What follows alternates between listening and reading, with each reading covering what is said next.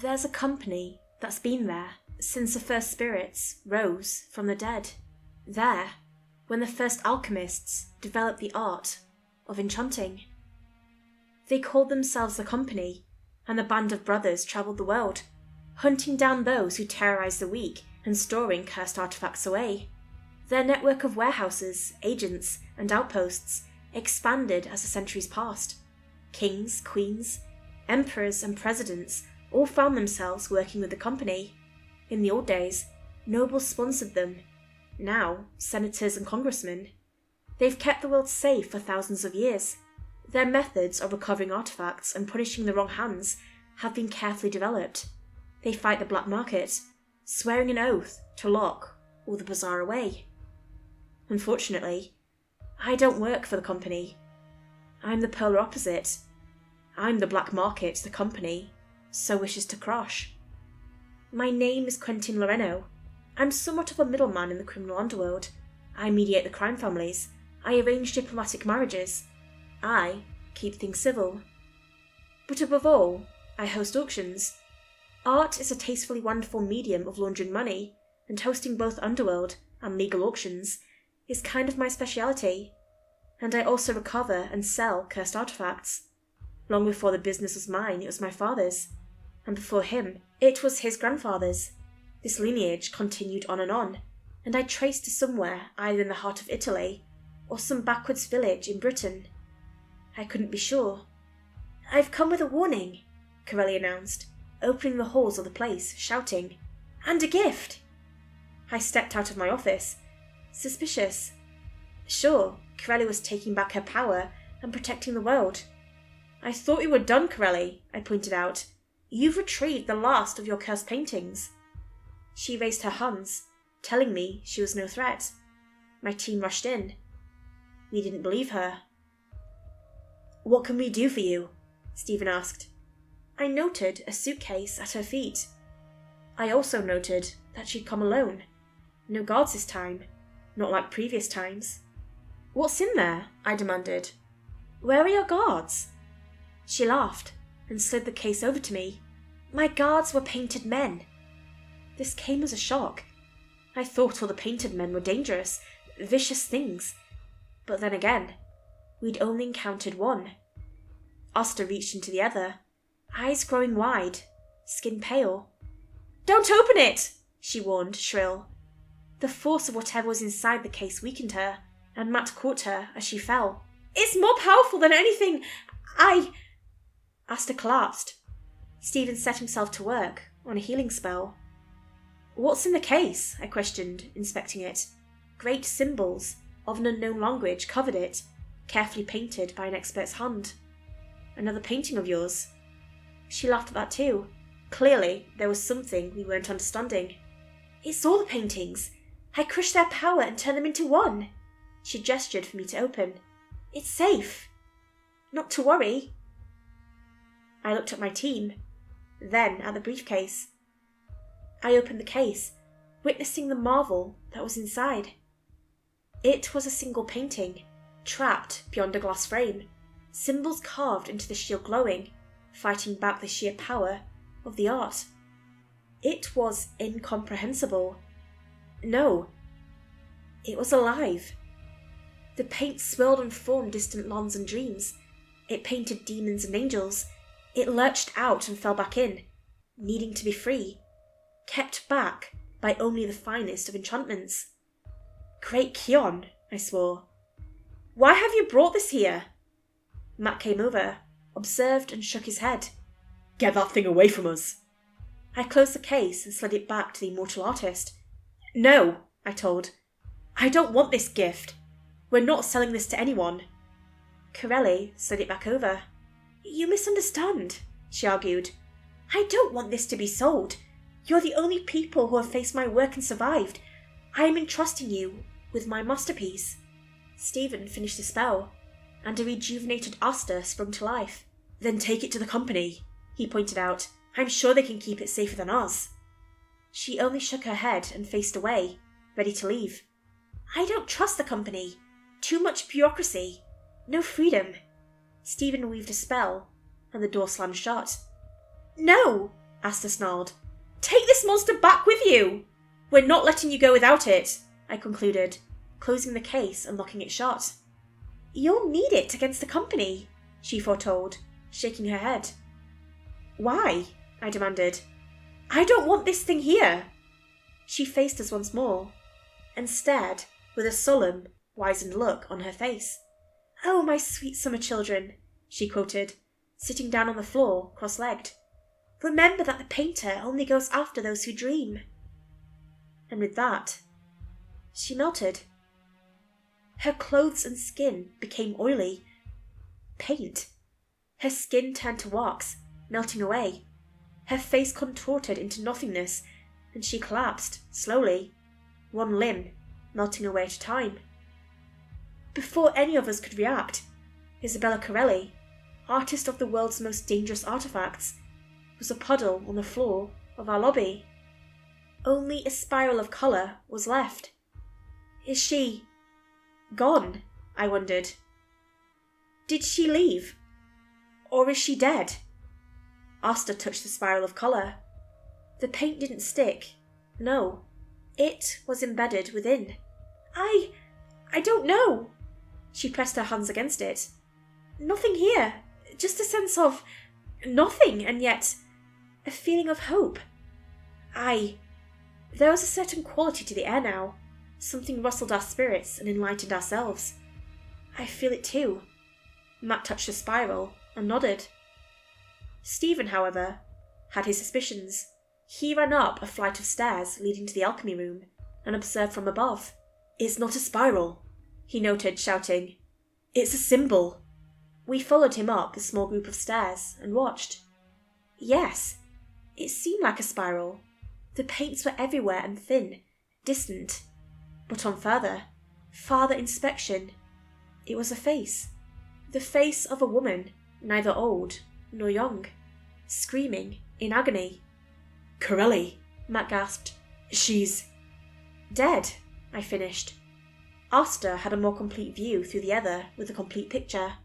No, I held her as she dissociated into the beyond. There's a yellow door, and something beyond it. Her skin grew colder as she witnessed. It has her. She's both a slave and free. What is it? Stephen asked. Can you see? Asta's temperature dropped drastically. I was about to tell her to cut the connection before she cut me off. It's marvellous! It's painting the world! So many arms, so many. Asta choked. Get out! I ordered. Cut the connection! Stephen! My assistant spoke the dead tongue and chanted. The psychic rose up from the air, levitating off the ground. Her skin and clothes rippled like waves, and you would witness me! A voice, bright and unnerving, cried. Who has summoned me? I stepped back as tendrils of paint erupted from Asta's mouth. But it was too late, and the tendrils wrapped around my head. Suddenly, I wasn't in the auction house. I was in a field of green, high up in the mountains. The sun shone. The clouds drifted. In the centre of the field, Corelli painted a picture I could not see. I felt her weight upon me. Get off! Asta! She embraced me, terrified. It's going to be okay. In front of us, paint rose from the ground, and the swarm of colour merged into an ever-changing flow that seemed nearly human. Do you dream? It asked, tilting its head. Do you wish to change the world? I remembered Corelli's words about the painter. No, I want to go back with my friend. One of the being's four arms reached out, and a finger touched my head. You lie. It thought more. You wish for peace between humans and Stetsky, survival for the fair folk, dreams to uncover the sins of your father. It receded the hand. You would deny the gift of art to change the world. The ability to paint monsters to life isn't what I'd call art, I snarled. That's what you gave Corelli, isn't it? The painter merely laughed at that. I merely gave herself the tools she needed. It gestured at the woman, smiling and painting in the distance. She chose to bring those horrors into the world, and now the visions of the past sprung around us. She has finally changed what she wanted to, so long ago. I saw her as a little girl, in the ages so long past. I saw her older, a gift given by the painter. Things I could not quite fathom, reasons I understood all too well. Is this the end for her? I asked. Is she dead? The visions faded. This is paradise. Nothing is ever truly dead. The painter stepped back and sat down, folding its forearms together. I offer you the gift to change the world yet again. No, I replied. Sure, the gifts that had given Corelli had worked. A cruel suitor, killed by the face of God. The painted man, created to defend her against a witch hunt. But her paintings were also used for evil by those who found it. I'm sorry, but I can't. It sighed, breathfully. Caistius of the White Door has fallen, it murmured, a hand scratching its chin. I need an avatar on the solid plane. It pointed at Oster. No, she rebutted. Send us back. It sighed, weaved a circle with its paint, and we were back in the house, terrified, but relieved. Oster was by me, safe, and a floating painted form remained in the air. I am the painter of the Blue Door, it introduced.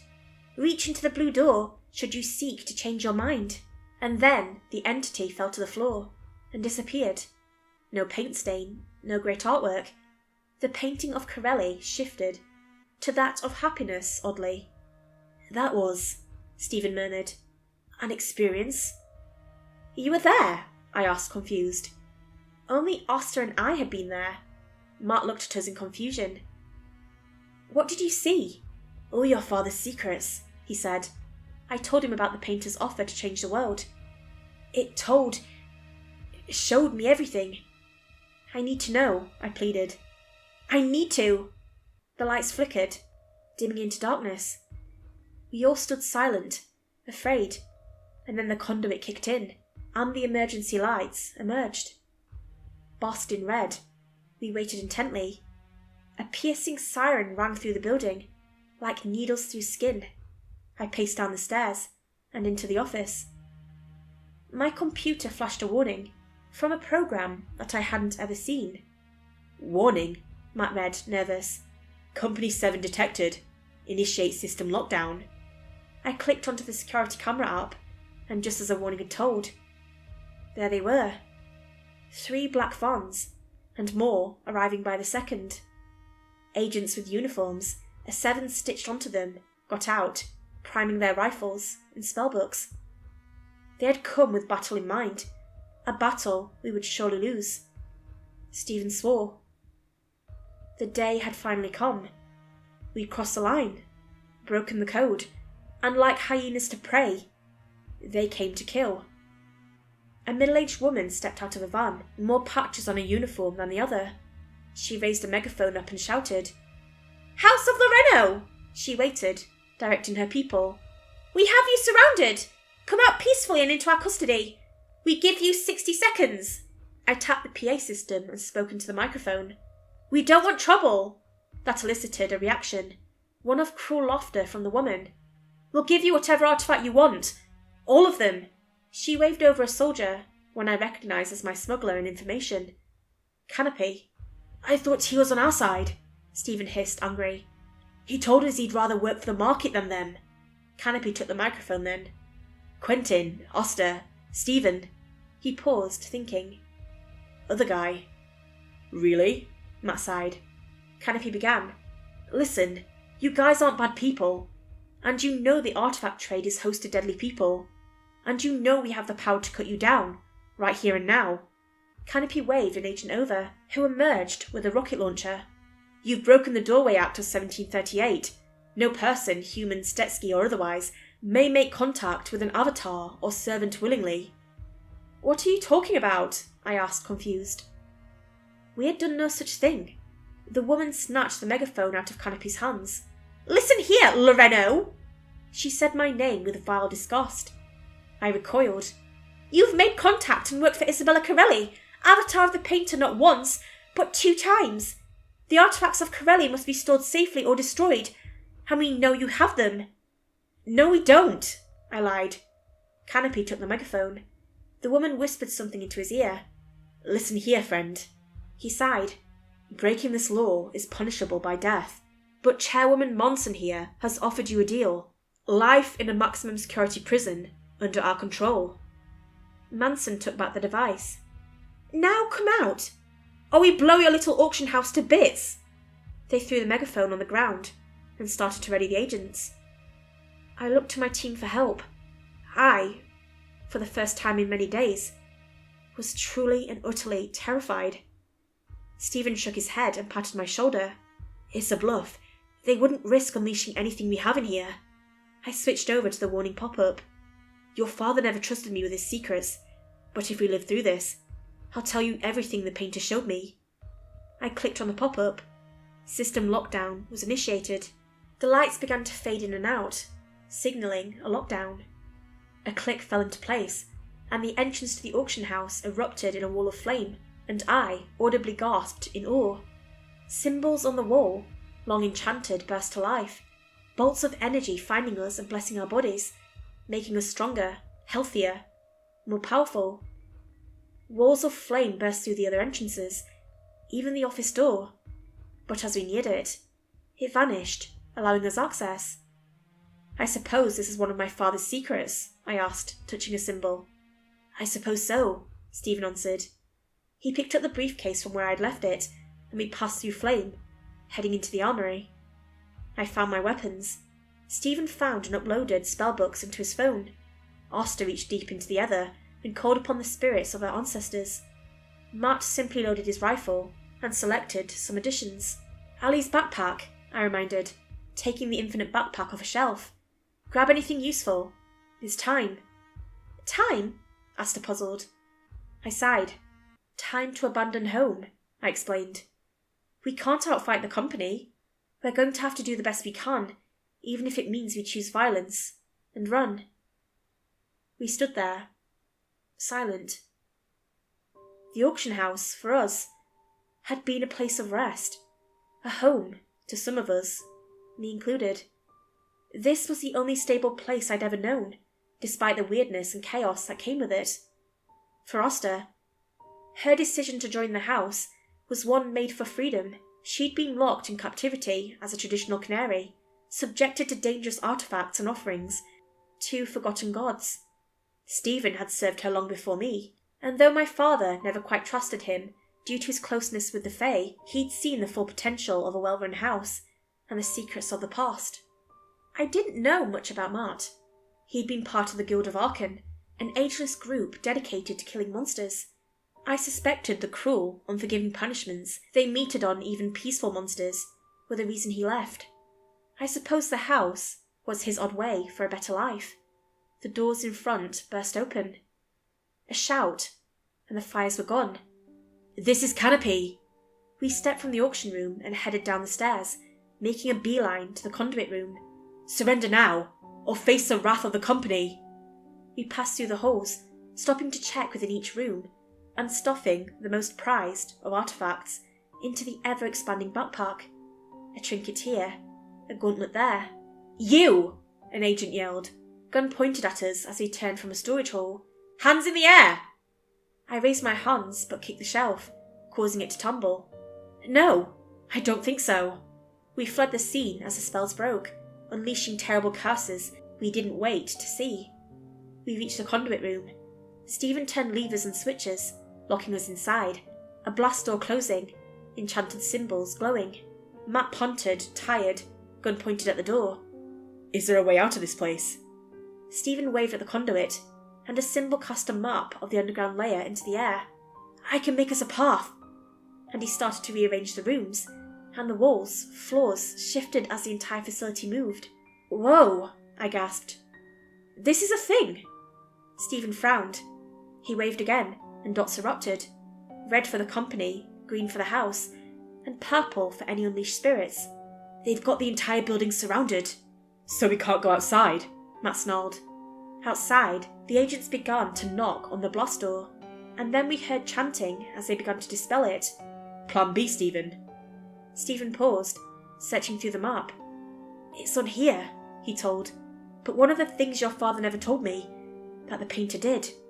He used his magic, and an extra room appeared on the far side of the underground. Is that room? There's an artifact.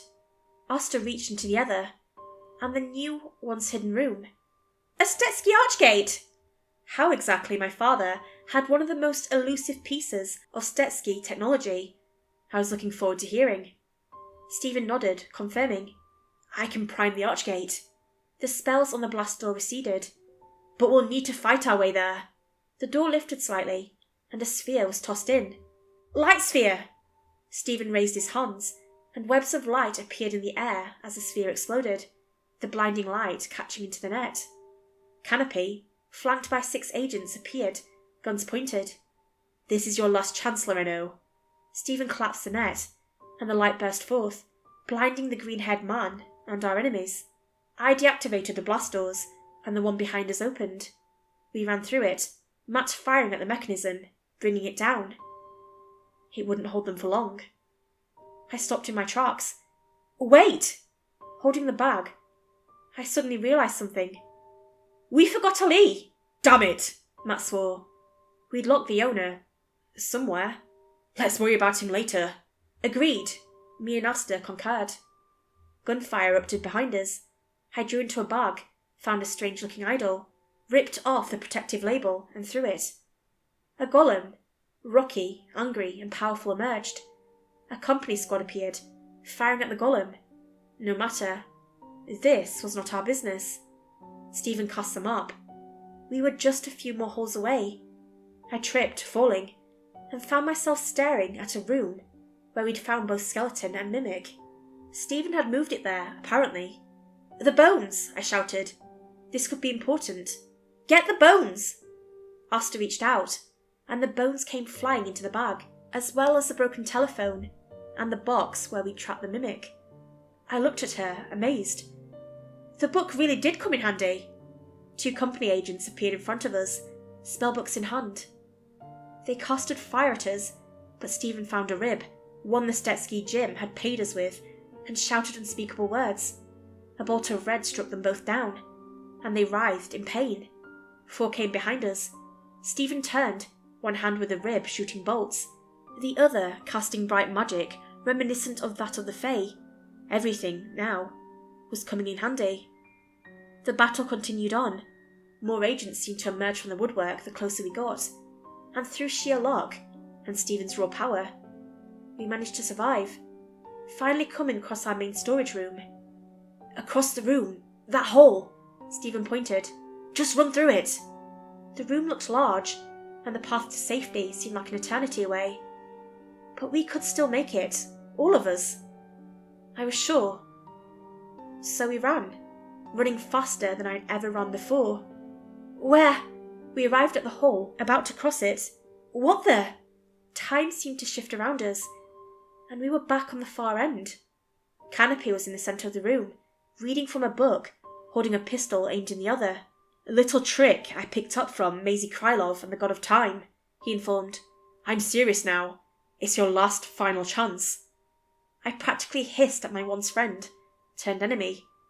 I guess he'd been reporting on us all along, waiting, watching, until we finally crossed the line. Come on, Canopy. For old time's sake. He shook his head and spoke into the radio.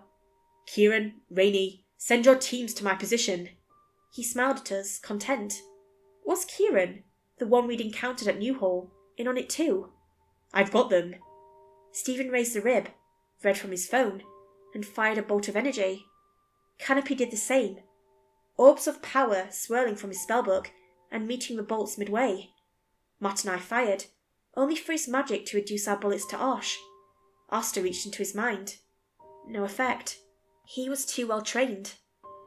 But Stephen seemed to win, building up more bolts that neared Canopy, and one bang. Canopy fired his pistol as a bolt struck him across the chest, sending him flying. Stephen yelped, and I saw blood leak from his stomach. Stephen! Heal yourself! He grimaced and picked himself up, heading to the wall. Damn it, it's... I heard the march of the other agents approaching. Enchanted steel. It'll take... Not here. We passed through the hole, and the entire thing disintegrated, revealing to all, even the company, a small room, computers lining the sides, 3 skeletons with phones in their hands, dead. "What the hell?" Asta snipped. "More of these!" The phone started to ring, already beginning to whisper.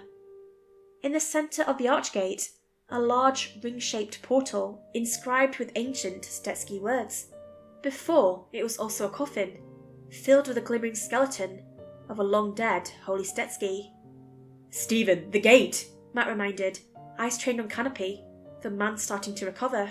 The magician, wincing, began to chant, and the words of the gate began to light up. "You may escape," Canopy snarled, gathering his things, taking a step back. "But she'll always find you. Chairwoman Monson gets what she wants." He looked around as he barked into the company men fast approaching. "We'll follow you through the gate, chase you across the world, all to keep everything we hold dear safe." I couldn't really blame him.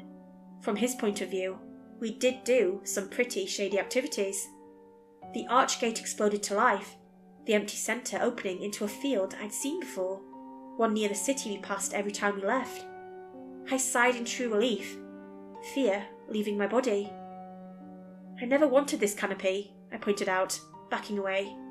The agents burst into the storage room. "Never should have gotten into the business," he chided. Asta passed through the gate, then Mart and me. "One last chance, or the next time." He mimed a gun at our heads. Stephen backed away and collapsed. I went back in from the field, ready to drag the old man away. "No," he shouted. "Back in the portal." I puzzled over it, confused. "But you—" He looked at me with tears in his eyes. "I have to close the portal. Your father—" The agents began to fire, and he cast a quick protection spell. "Left a book with all his secrets in the house of Stetzerin. Find the Stetsky, Ren, and you will have your answers." "Stephen, can't you—" He shook his head, and with a wave of magic, pushed me back through the portal. "You'll die!" He stood now, facing the wrath of the company. "Only works from here, kiddo." I suddenly realised he'd snatched the briefcase out of my hands, and I'm about old enough anyway. "What are you?" Canopy burst as Stephen unlatched the briefcase. Stephen faced death at the hands of the company, but he'd take as many as he could with him. The lines had already passed into war. The shield failed, and twin bullets pierced him. "You want the Corelli?" he snapped, opening the briefcase. "No!" Canopy growled, running into the crowd, out of the room. "Look and you'll die!" He raised the glass up into the air, and the dozen or so agents, thinking he'd cast a spell, fired at it, shattering the glass and freeing the masterpiece. "Come get it yourself!" And the thing from the painting burst in heavenly light, and the agents of the company stared, entranced, taken by the view of the unheavenly art, as they melted away, turning to oil and wax, fading into puddles of paint. And though Stephen did not witness, coils of paint encircled his wrists, and soon he too began to melt away. He whispered a final blessing to us, closing the archgate and leaving us alone, only with each other for company. The fact that Stephen had stayed behind to save us hit Matt first. "He's dead," he murmured, falling onto the grass. "He's really gone." Asta reached out into time and space, hopeful. But nothing. "He's at peace. One with the painter." Stephen had raised me, cared for me, served me. And now, he was gone. Everything I'd known was gone. The house of Loreno had been taken by the company, seized by an agent, watching us all along. Nothing left in our possession, our debt to the Stetsky crime families, unpaid. Kimber Manson, 5th chairwoman of the company, was after us now. She'd fight us to the death, tooth and nail. There would be no escaping here, only battles, one after the other. And we had to survive too, out of a job, only with the artifacts we grabbed as coin. But though we were in dire straits, and lost but for the tiny sense of hope, we could survive. I had my father's book to find, a reason behind the mimics and the bones, an explanation for the things he'd left hidden away, a generational debt to certain Stetsky to pay. No, this was not the end of the House of Loreno. There would always be more.